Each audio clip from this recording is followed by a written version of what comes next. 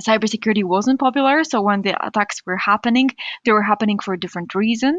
Today they're happening for money, and that's why there's more of those happening. So there's a better chance that someone's going to be attacked today than it was in the past. But in the past, it was way easier.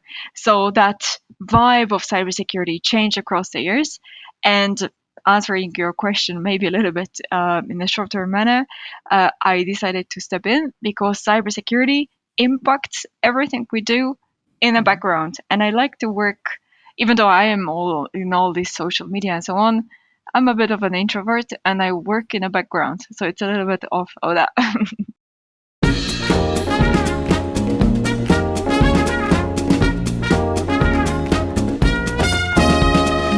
Hey there, welcome to Betatalks, the podcast. I'm Rick. And I am Oscar.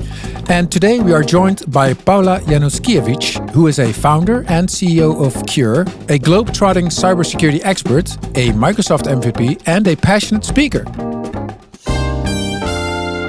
Welcome, Paula. Welcome. Hello. Welcome, guys. How are you? Great, actually. It's so awesome to have you on the show because we had the little talk beforehand for people who are listening. And Paula said that she's actually in a location currently where it's quite early, right? It is quite early, and as you would expect, it's already a little cold. So that's Chicago. Yeah. Yeah, I can totally imagine. So the main reason I think you're here currently is the fact that we see you popping up like almost everywhere. Right? For a long time already. Yeah. Oscar and myself, we have been around for a bit of a while as well. We look at conferences like Techorama, and we have, of course, social media profiles like on things like LinkedIn or Instagram. And you are very well visible on all of those platforms. Thank you. For reason, right? Because I think you're something of a, no, not something of a, you're a true expert on the security field. How did all of that come to be? How did you see the value and the maybe even necessity to go to where you are right now? Oh, that's a great question because it's like very much going back to the roots of where I started. Yeah. And, like at the very beginning, I didn't really know that cybersecurity is going to be it's something that's very important from the business resilience perspective. So my first kind of love to cybersecurity was focused on just getting deeper into things that I want to know, because like I'm one of these that wants to know. And when we fly on that principle, that took me to the moment where I started to understand why cybersecurity is cool, because you could do things actually in the past, and that was exciting. Yeah, so lots of things were possible. There was a lot of research going on. There were cybersecurity experts that were a little bit of a different kind. Yeah, so this was more kind of funky, kind of cool. And today, of course, it became more professional, but that part of the world really excited me, and at the end I decided to step into it as well professionally. And definitely I saw why cybersecurity is important within the companies, because when I was doing pen tests, let me think, like 20 years ago, something like that, then basically there was always a possibility to get in, but at the same time there was somewhat a possibility to secure or at least minimize the impact. And this was, I think, also a really good time because cybersecurity wasn't popular. So when the attacks were happening, they were happening for a different reason. Today they're happening for money, and that's why there's more of those happening. So there's a better chance that someone's going to be attacked today than it was in the past. But in the past, it was way easier. So that vibe of cybersecurity changed across the years. And answering your question maybe a little bit in a shorter manner, I decided to step in because cybersecurity impacts everything we do in the background. And I like to work, even though I am all in all this social media and so on, I'm a bit of an introvert and I work in the background. So it's a little bit of that. Yeah, so what you said, the cybersecurity, I think nowadays is better than it used to be ever, but also the attack surface has exploded in size. So I can also imagine that it's now even harder than ever to try and get up to par as far as cybersecurity goes, right? Absolutely. So there are so many components that impact our cybersecurity posture, but also there's lots of solutions that mitigate that, and there's lots of processes that could improve cybersecurity within the company. And if there is no process, then there is no solution behind it, and then the randomness, as I call it, happens, and then we are not in control of the components that surround us. And here, of course, we are talking about the IoT devices and so on. So that's basically what creates the cybersecurity scene.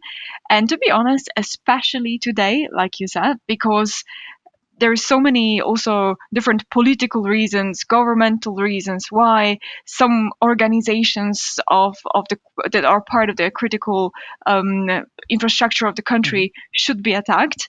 So then here in these organizations, there are custom solutions usually, but then these are systems, they might be impacted, they might be accessed and stuff like that. So that's probably the very, very exciting time that we live in right now. That is really interesting. If you speak about the timeline, especially beginning pen testing, that time, it was different, and there like get a budget for a pen test on an application, even throwing something to the internet or whatever, like 20 years ago, was a completely different thing. But seeing that evolution during your career, I think also for us with like moving to cloud and stuff, and now seeing the whole AI boom.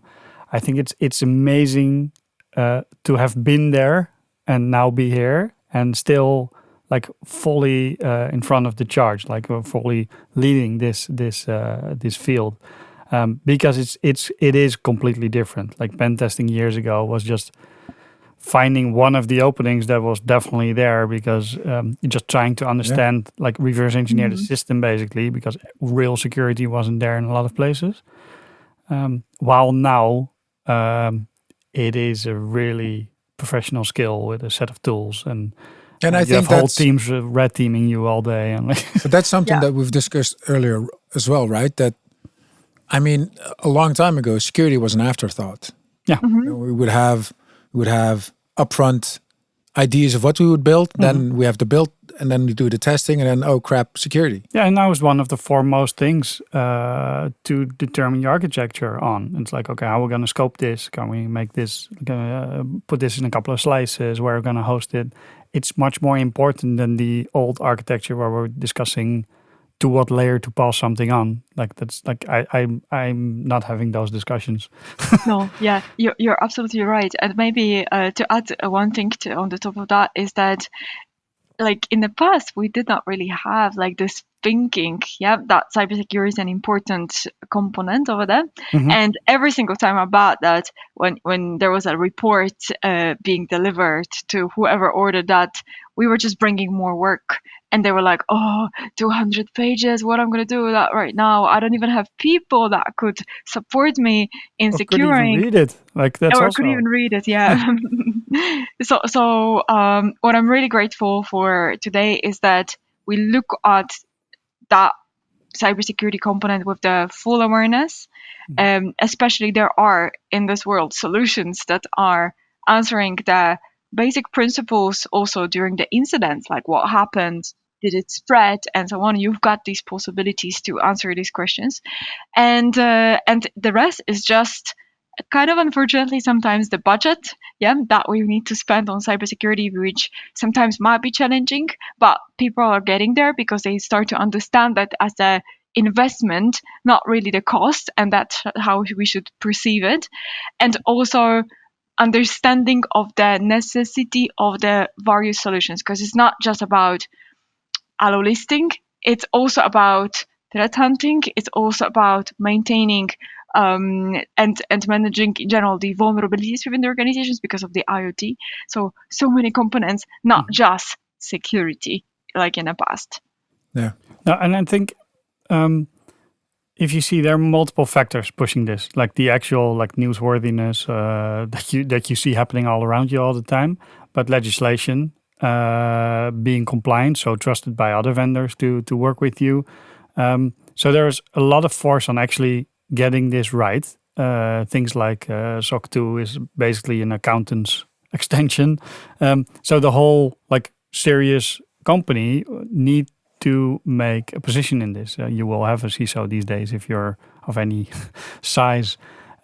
So it is suddenly very serious business. Like, when did you see the biggest shift happening? Is that when everything started to go online, when the cloud happened, or when actually black hatting became more of a profession and all just the big money was there? Like, what was for you the biggest trigger you think that this became a professional business?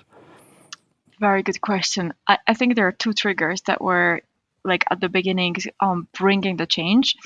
And one thing was more focusing on scalability. So that was the moment where we started to use virtual machines. And finally, we were not bounded to hardware, which is completely awesome. Now it's like a default thing, but in the past it really wasn't. Like, the servers were just getting dust here and there, and yeah, we remember these times. But then, and yeah. And another perspective, I think, from my angle, was when Microsoft introduced Windows Vista. And that, of course, brings different types of memories. But what is important over there is that there were so many changes that were brought to the platform at that time. This was the first time we had UAC, for example, and so on and so on. So that architecture started to be completely different. And then, of course, Windows 7 brought a lot of improvements. But I think it's actually Windows Vista that just started the change. Also within Windows Vista, for example, we used to use in the operating system. I'm going a little bit like to the tech world, but we use the DCC1, so the cache logon data. Some people call it credentials, but not. These are not credentials. So that is also one of the reasons why, for example, in the guidelines of the DoD, Department of Defense, there was like, make sure that you will disable cache logon data because it's not good. But that's from the Windows XP times. And in Windows Vista, Microsoft introduced in it MSDCC2, so it's also a completely different, under the like all of the covers change, security change, which we use till today, because the choice of the PVK DF2 algorithm was a good choice back then. So there we go. So there were people that were thinking about the future of cybersecurity back then. So that's 2007, 2008.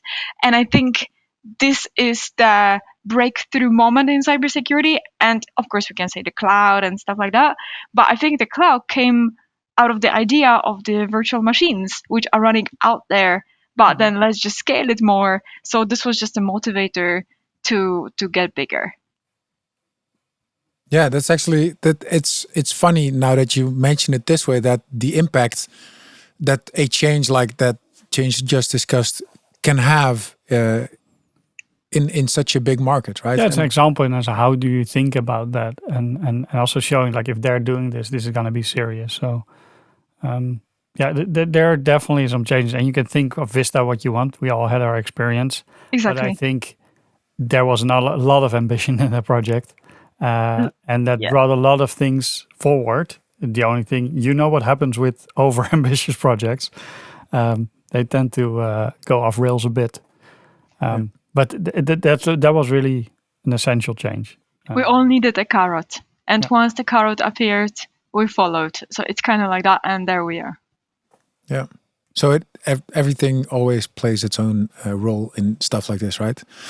One of the things that was a real true eye-opener for me a long time ago, as far as security goes, is I had a couple of security trainings. I mean, we had Troy Hunt visit us, I think almost 15 or something like that years ago. I think it was 2017. Yeah. Huh. I know. That's oddly specific. Yeah, I know those things. But the video actually that I watched was from a group here in the Netherlands that actually also does quite a few things as far as cybersecurity goes. And it was this guy that put on a jacket. And then here in the Netherlands, if you're from security, you have the check mark on your jacket. So the guy just took a jacket, put the check mark on, and he had something like a folder or Clipboard. a binder, a clipboard in You his can hand. walk in with a clipboard everywhere. No, Still true. This was even better. So he had a clipboard in his hand, but he had a RFID reader under the clipboard. Oh, that one. Oh, yeah. So he went to the entrance of a very important building, and he just said to everybody, "Oh, I'm just checking your badge." Okay. And people just gave him Cloning badge. their badge. Yeah, he put the badge on the clipboard. It was cloning on the way. He just put 3 check marks on the paper and said, "Oh, thanks." He was inside within like 3 minutes, something like that. So the main point I'm actually moving towards here is we can do a lot of things on a technical level to improve our security. But people will always be Weakest link. I'm not going to say that one. I'm going to a very important part of security overall in general.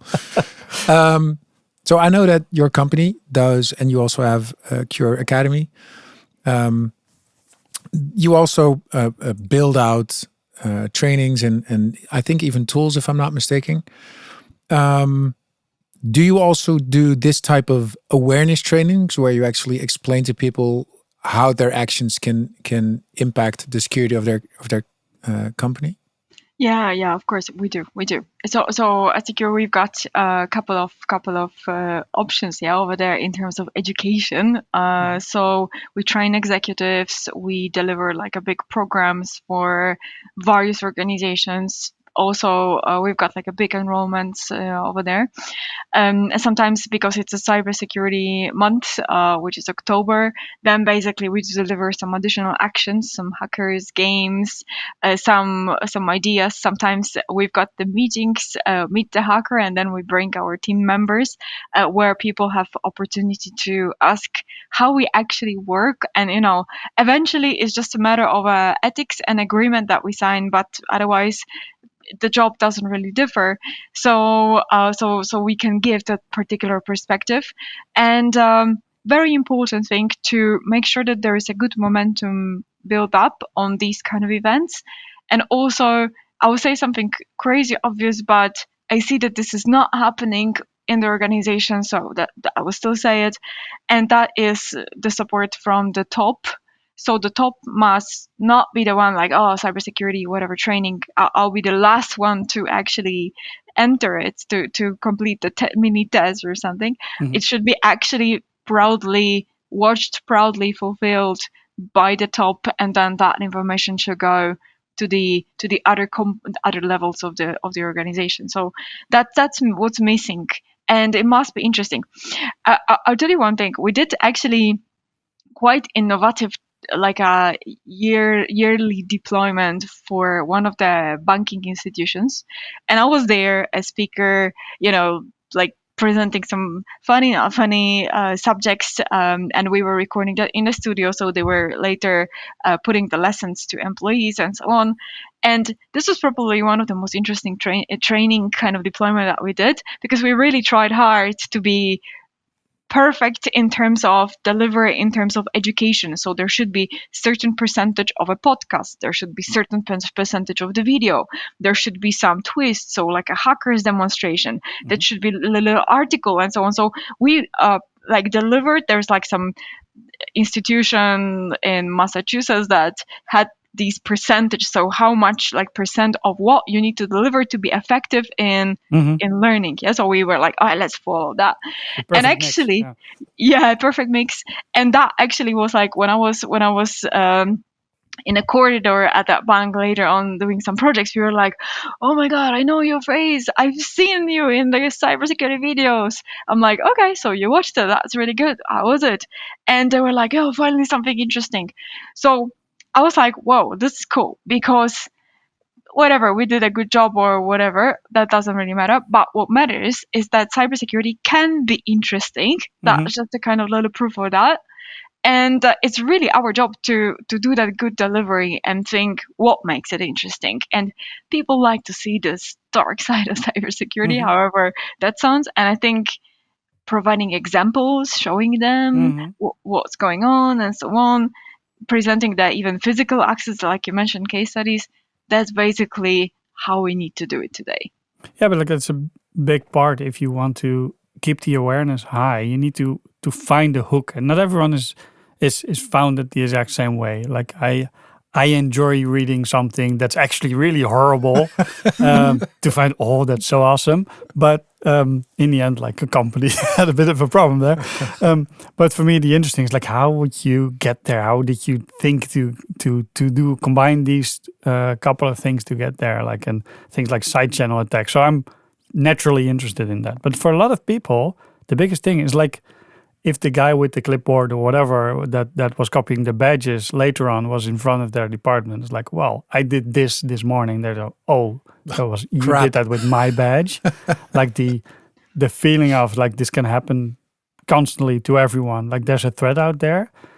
Like once you open your eyes, I think we will get intrigued at least, and then delivering then content to learn from is better. If you start with just shoving rules or procedures to people, they will ignore them. No, of course. Doesn't work. I mean, you were very specific about the year that Troy visited us. Do you also remember what he did after the first break? He had a pineapple device set up on the desk. Yeah. So he listed out all of the SSIDs and all of the passwords that people had. Everyone's hotel there popping up. I mean, and that's just like you said, that makes it tangible for people. Like, oh crap, that's my information that apparently you got. It's not just some random information that somebody stole somewhere, but it's my information that you now have, which I don't like. Yeah. By the way, you said maybe we did a good job. If I'm not mistaken, Paula, you're one of the most best rated speakers ever. So anywhere. we trust you do a good job. So let's trust that you do a very good job. Thank you. You're too kind. Thank you. No, and it's not just us being kind. It's just what people said, because you're, if I'm not mistaken, also the top speaker at Ignite, where 1,100 people spoke. So that probably means I'm in you Chicago know how right now. That's perfect. But that probably means you know how to convey a story, right? So is that something that comes naturally to you? Is that something that takes years and years of practice and to make it perfect? Or is it just something that you know how to convey a message? That is a very good question, because, I think it's all of these three things when I think about it. One part is that I like to be silly sometimes.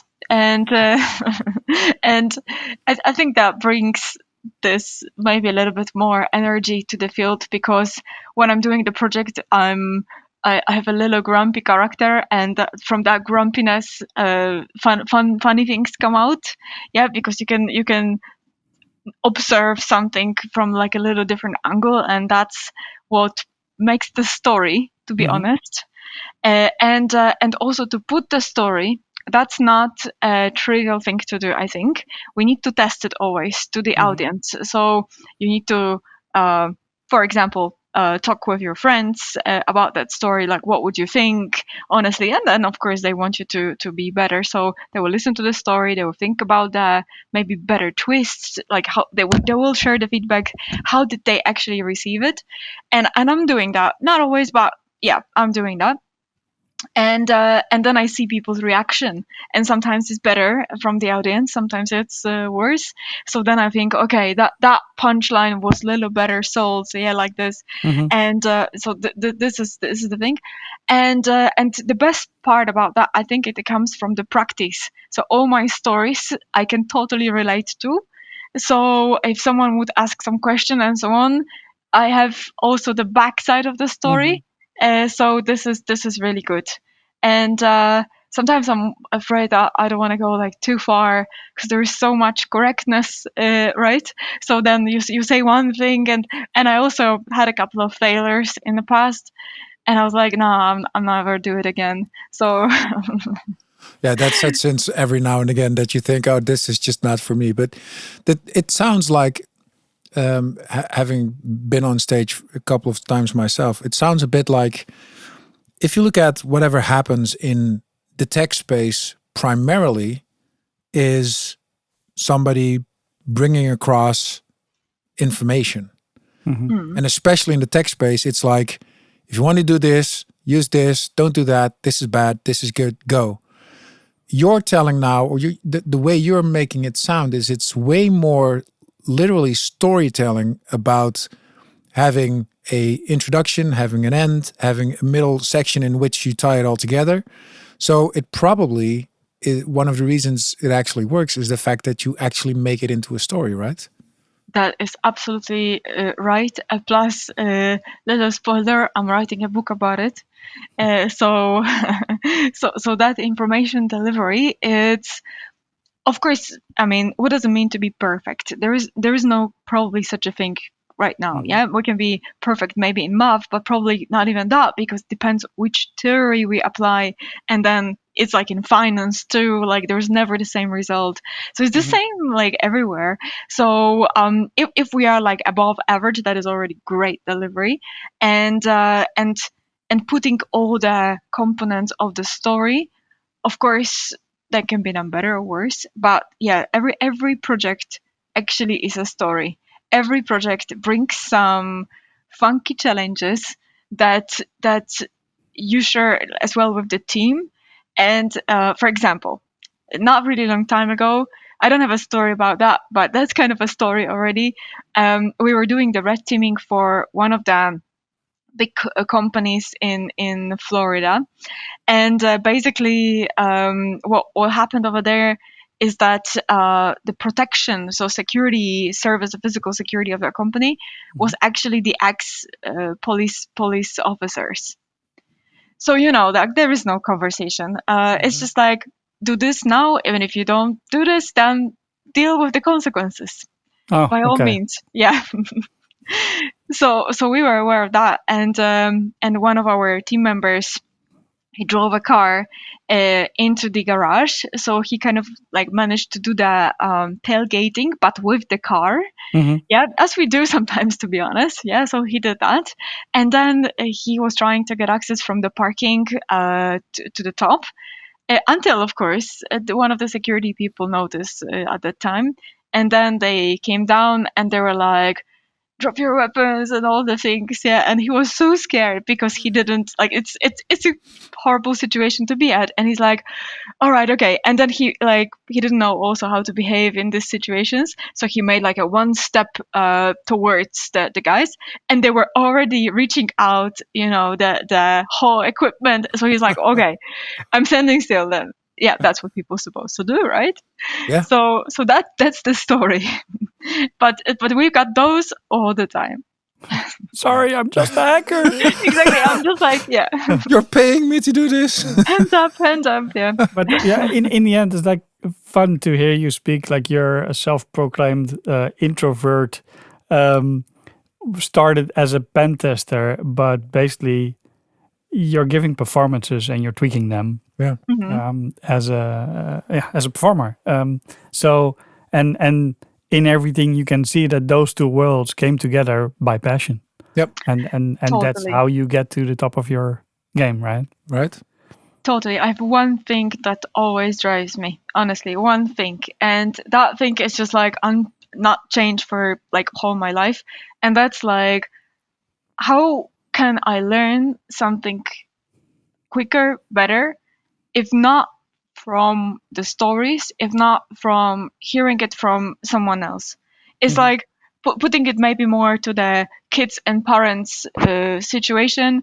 Of course, kids eventually gonna be ready for being out there in the adult life, but it's so much better when they got parents next to them explaining that. So Mhm. I really appreciate when someone delivers something that I can benefit from, because it's like a cake that's baked, yeah, and you can just eat it and enjoy it, and it must be hungry, so there we go.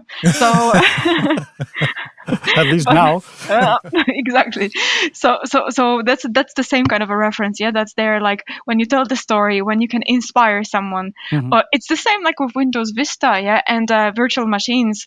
There is a carrot, there is a trigger, and then that just, we were like, okay, like this is the way how other people think, so let me push that through. So regardless any obstacle on the way, that's truly something that drives me, and it's a delivery, and I appreciate when people do the same.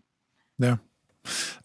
Oscar, do you know what time it is? Oh, is it time for a totally random question? It's time for a totally random question. Ooh. Oh, yeah, I see it. I just popped it. It popped up for me. Well, here we go. Paula, what's the most unusual item you keep on your desk or workspace? This is good. I I love the chuckle. Yeah. Most unusual item.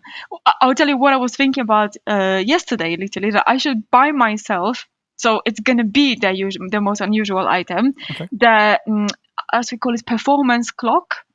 So there's this little thing that you stick into your desk that counts seconds, minutes that you spend on some activity. Hmm. Because I'm distracted by lots of things at work, and not because I am like that, but because they come to me, they open the door sometimes when I'm in the office and stuff like that. So you know how it is. So I thought that I put that, and I already have one unusual gadget, and so that is actually I've forgotten the name, the Lumi box, something like that. So I have, it's like two parts. One I stick to my office door, and it has colors, and or Lumi cube, something like this. And then basically on my desk there is this little cube that has the four colors, so the blue, red, Okay, so it's a green, and busy yellow. It's a busy signal. light. Yeah, Okay. I love that. I love that, and I'm all red all the time. This is awesome. But I need that for my home office, because 9 times out of 10, if people come knocking at my door, I'm probably in a call. So then I need to stay silent, but it's really hard to stay silent if you actually want to say no, not right now. But then I need to stay silent because I'm on the call. Eye So contact. the Lumi Cube or the Lumi, I'm going to see if I can find that Luxor one. Q plays something like that. Yeah, Luxor, like and you know, all these hands that you have to, like, all the gestures that you have to do be like outside of the Slightly off camera, camera. like yeah. And this is really funny. Exactly, like Yeah, that's awesome. Okay. Yeah, interesting. I'm going to look that one up for real. So one of the things that I would like to get back to a little bit, Paula, is the fact that we've already spoken about you being very visible on a multitude of media, social and more. What I'm actually really curious about is, was that an active choice? Was that deliberate for you? No, but I mean, Yeah. it works two ways, right? So the reason I'm asking this is we've spoken to people who said, I actually want to put myself out there more so that I then can be seen and I can morph into this well-known person. Or is it more that, Like it's my marketing channel, or yeah, it's more or sometimes like it's you are personal so drive. yeah, you're so passionate about something and you want to share it on all different types that you can, that it just grows this way, right? Like this podcast, the guy here sitting across from me said one day maybe we should start a podcast, and now we're here talking to you and having more than 100 episodes under the belt. Awesome. And we never thought that would happen. So I'm really curious how your career was in where you are right now. so, I would just like make one of the great comment. It sounds like a little bit of an atomic habit, doesn't it? Yeah. So that it's just enough to start, and we start somewhere. There we go, and then the rest just comes by itself. So we are losing at no, and we are winning at yes. So basically, yeah, it's kind of that. So, you know, I'm in general not a big fan of sharing what's happening with me in my like a kind of like a personal life. Even, to be honest, when my mom calls me and she's like, "Where are you right now?" I'm like, I am already like, cybersecurity alert. I don't want to share that. I know it's my mom, but I'm like, control yeah. questions. Yeah, but Exactly, who control knows? Who knows? Yeah, maybe it's an AI posing as your mother's voice. You don't know. Exactly, yeah. And then I was like, I don't want that to be on the line. So I was like, in travel. Mom, OSINT. Not home or something. Yeah. So I'm already like a little bit like that. So like it rarely happens when I put something that, you know, is kind of like related to my personal life. I would rather share something productive, because like, what's the benefit to me? Like, I'm just so practical. Like, what's the benefit that I'm just gonna put some picture like from the vacations? Maybe my friends will see like, oh yeah, she's having fun, this is great, but I don't want that. So I'm like, at least when I post something, find it useful. There's going to be a link, there's going to be something, there's going to be some information. So I want every single piece of information to be useful and in some kind of a way. So that's probably the same root of why am I actually at this stage. So it's just a different medium for that. Yeah. So I think that's it. And the rest, I have also great supporting team, because I don't have that much of a sense of what's pretty, what's not. To me, everything black is pretty. That's it. So I'm having all the black clothes. So yeah. But I think you share that idea with a lot of people, that black is very pretty. So I think a lot of people think so. But Exactly. it really sounds like you, the choice that you did make was whatever stuff you put out there is going to be business, right? It's going to be Eventually. valuable. Yeah, it's going to be valuable. It's going to maybe tell somebody something new, but at least that's what you chose to share on all of those different types of media. Absolutely.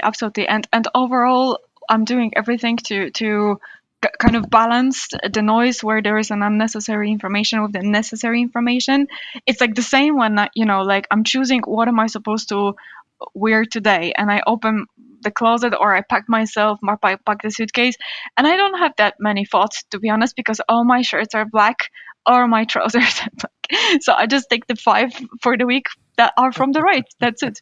And I think that's with all superheroes. They have yeah, but they have 20 items of the same, right? Exactly. Yeah. Pick the next one. So you don't have to think too much about the unnecessary things. So that's basically the approach that I have with the information sharing. Yeah. For myself, I have just one additional question, and please, please say if that's not something that you're willing to speak about, but you are a woman in a tech world. How are you perceiving this? And in security. And insecurity at that, yeah. So I can imagine it might have held you back a bit, or maybe it has challenged you to not let you hold it back, or maybe it helped you. Did you experience anything like that at all? I did, of course I did. Yeah, thank you for that question. Absolutely. I mean, it's a technical fact. Yeah. So eventually, I did experience some things. I can be through my very outgoing posture and also cybersecurity quite challenging already. Yeah. So I have to overcome probably that first little distance that people could have, like, okay, what kind of stuff, if someone doesn't know that I speak tech, that they didn't see me maybe somewhere at the stage, they're gonna be like, okay, let's have a look at that one. Yeah, so kind of like this. Yeah. So totally fine. Yeah, I mean, I can deliver, and if someone wants to challenge me, I'm always like, okay, come over, make my day. So at the end, I am looking forward to be challenged. The only thing I don't get is, and that's, I think, total blindness that people could have, is that if there is an information that's delivered, I mean, I can judge it can be useful or not useful, but I'm trying to deliver it as good as I can, then someone's going to be like, that was actually quite bad. Yeah, but why? Yeah. And if I'm not open as someone saying that to deliver to get the information, to be fed with information, that's the double problem, because not only I'm wasting my own time, but also I'm not receiving something that could possibly change my approach. Not that everybody will need to be enlightened, absolutely not, but like, open yourself to some other aspects. Then maybe there's going to be something that you're going to benefit with. And I mean, every conversation with every human being brings something interesting. That's a thing. And it could be less or it could be more, but we just need to learn how to take it and how to grow ourselves. So these were sometimes the challenges that I experienced, but that's my explanation to it. It's really sad that someone would take that decision and not even to find one little thing, so that they can grow on. And if they don't do it, that's sad. And how could that hold us back? Yeah, and I mean, it's totally valid that you say it doesn't matter who says what's being said. It's about the information, right? It's about what's being said and how it's being brought, and not necessarily who brings it. Yeah, totally agree. And also maybe to add just one little thing to it, I'm also a big fan of no judging and always verifying information from the other source. If I even want to spend time on it, yeah. So that's it. So how irrelevant in general different situations are eventually as time shows, yeah, that we were thinking about or worried about, and then they appear to be completely nothing. And yeah, that's why I'm always trying to not to even think about these things, because if someone will try to say something not nice, not that it's happening, it's actually not happening often, but maybe once a year it happens. So then I'm thinking, yeah, well, then it's just unnecessary. Sounds like a them problem. Yeah. Yeah, very much. It is probably, yeah. Yeah. Go ahead. Yeah, I'm thinking like maybe switching gears a bit. Seeing your bio, your career in this, was there any point in time, or like on the other hand, like straightforward question, why didn't you go to the dark side of security? Wouldn't that have been much more rewarding? Maybe. And maybe.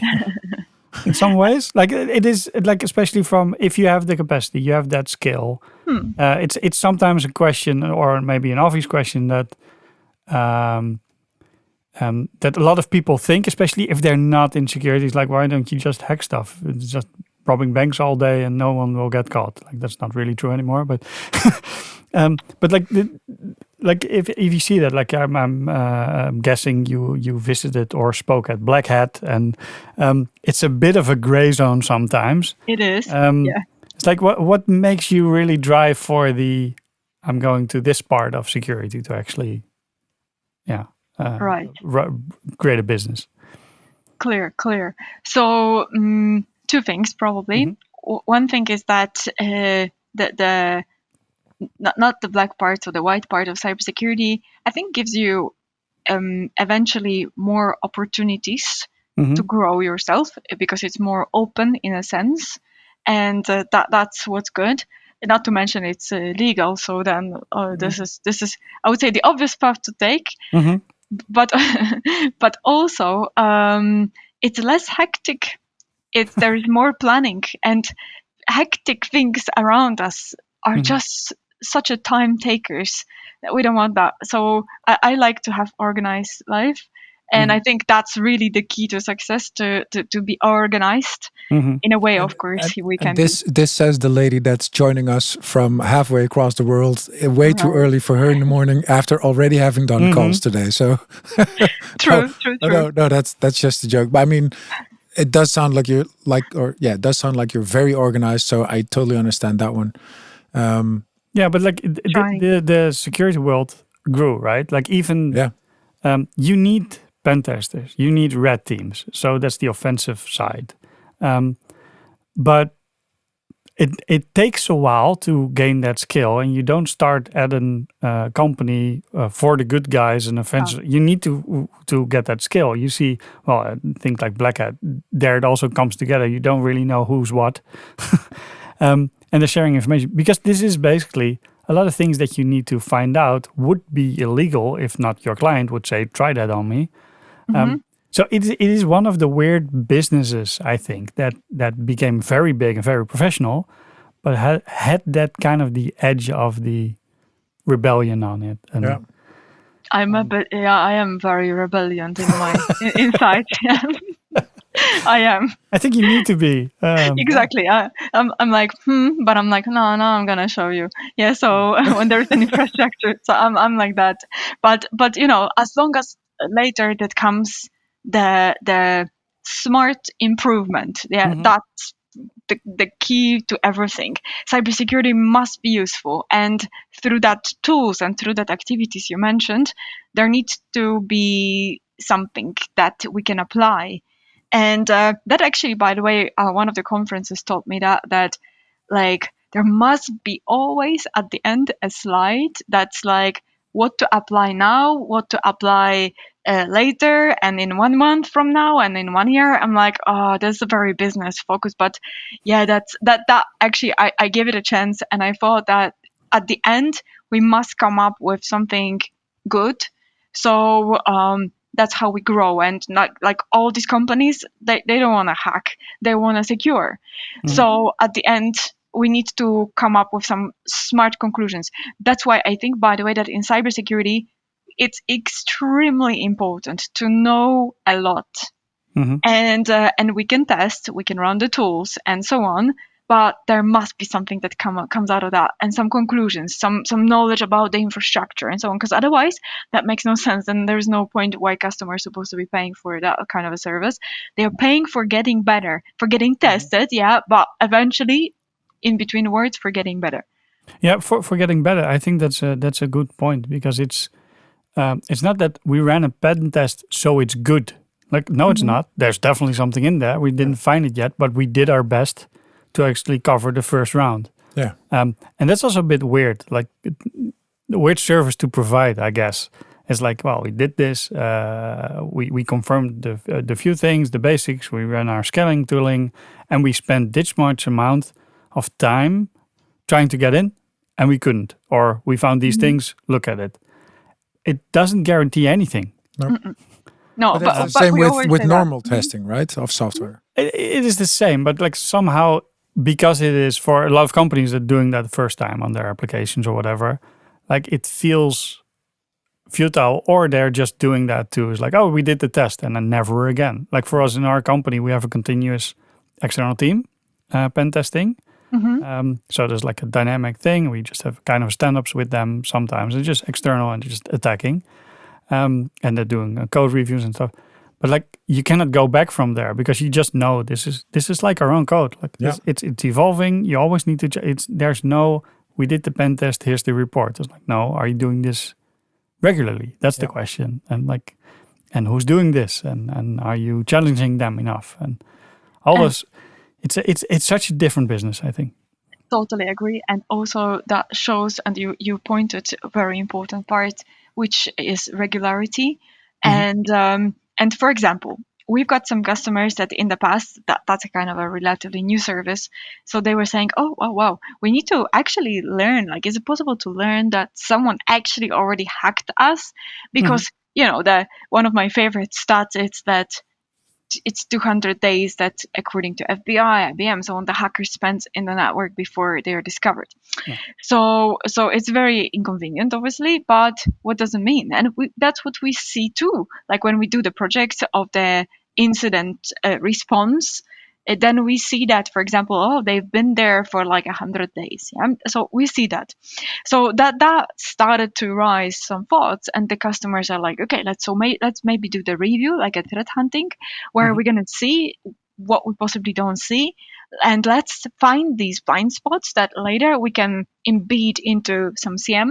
Yeah. So let's make sure that our CM is like super well fed with food, with the logs, and then eventually these are the projects that are stepping up. But you cannot do it once a year, yeah, because also when we match it with the stat, even we have to match it with something, some risk appetite, some statistics, some budgetary requirements, blah blah blah. We do always recommend, for example, to do the threat hunting once a month today. Because if we got that system, let's utilize it. Yeah, maybe we've got some information that's not really well configured or addressed in the rules, in the discovery rules. So that's that regularity that starts kicking in. But it's funny, 2025, and we talk about the necessity of regularity in cybersecurity. Like we all knew that this is important, but now the time came. So when we got these solutions, we already are aware. Now it's start to make it regular. Yeah. Yeah, and then especially with the shortened release cycles that every system now has. Yeah. Doing something once a year is, it's just as valuable as not doing it at all, probably. Yeah. Yeah, it's like kids at school. You have an evaluation at the end of the year. Like, what should motivate that kid across the years? Yeah. Or across the months. So there must be some kind of a tests, like, or the assessments, or the same with employees. Like, we got that idea already embedded in our lives. So let's put it on in cybersecurity. Easy. Fair enough. Paula, is there anything that you would like to get back to, or is there anything that you would like to add based on top of what we already discussed? I think that what I would wish for, maybe like overall, that would be if people in cybersecurity would, in general, that maybe sounds a little naive right now, but there you go. It would, in general, be more open to share knowledge in between each other. And because of our little introvert characters, if we don't know something, that's almost like a shame, but definitely not. So within my team, for example, I'm building continuously a culture that if you don't know, say it, and we're going to sort it out, and then it's going to be good. It's not a shame to not know stuff in such a dynamic piece of business like cybersecurity. So not knowing something, it's okay. And I think that should be the big thing that we should apply overall, and support our colleagues that they will also think the same way. That's a very important one. And I think within our company, they say you can't be a know-it-all, but you can aspire to be a learn-it-all, right? Yes, exactly. That's actually a very good addition, Paula. Thank you for that one. And thank you for being our guest. We had a blast. And definitely. Me too. Thanks so much. Thank you. Thank you, guys. And thank you for listening to Betatalks, the podcast. Betatalks is made possible by Betabit Managed Software Development. We'll see you next time. Bye-bye. Bye.